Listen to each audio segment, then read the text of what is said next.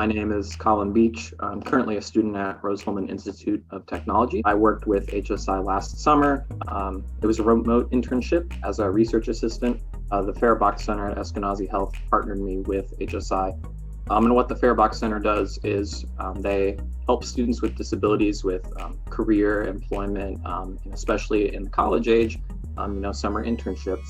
And so when I was looking for an internship focused on biomedical research, and as well as just helping out a lot of the community, they put me in contact with HSI, who, a lot of STEM education for high schoolers and the local community was a great fit.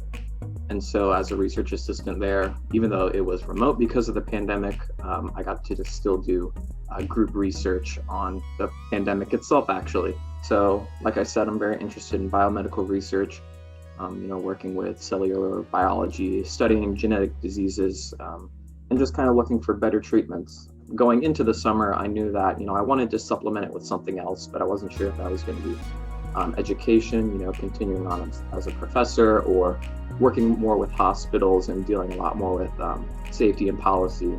And so when I interned with HSI, and we did our work with COVID, at the very end, we got to do a large presentation about all the information we had gathered, the clues we had put together, and just kind of general educational presentation for people in the community, high schoolers that they had in their summer programs, and people from other companies, even outside the state. So a whole group of people we got to share our research with, also inform them to help them make better decisions, stay healthier. And so from that has definitely influenced my career, where I want to continue doing biomedical research, but I definitely want to connect it with public health.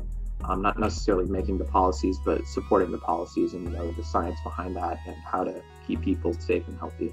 The outreach I got to have with my research. A lot of people in the company had outstanding backgrounds from different areas, but they were able to still come together for the same goal of whether that be helping high schoolers kind of realize what they enjoy in STEM, or just kind of helping out the community in public health in general, and being able to meet all those people as well.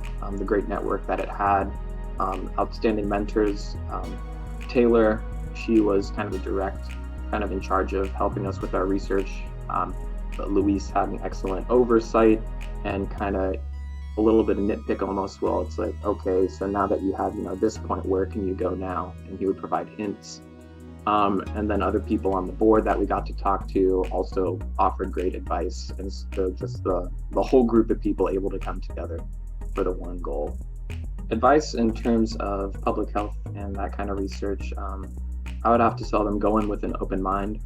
Not everything's going to be straightforward. In research, in my own undergraduate experience, I've had a lot of experiences with kind of reaching a point where we get stuck and having to, try it again, just a little bit different every time until we get it to work. And so there's a lot of dedication that it takes, but in the end, it usually all works out for the better. And to go along with that, going in with an open mind, not just the wide possibilities of things that can happen in research, but also not everything's objective. A lot of healthcare and public health, that area, tries to apply a lot of the objective sciences, which works very well, but in the end, there is still also the individual patient that really matters. And so keeping that in mind as well when you're trying to work with your research can really boost the benefits of its results.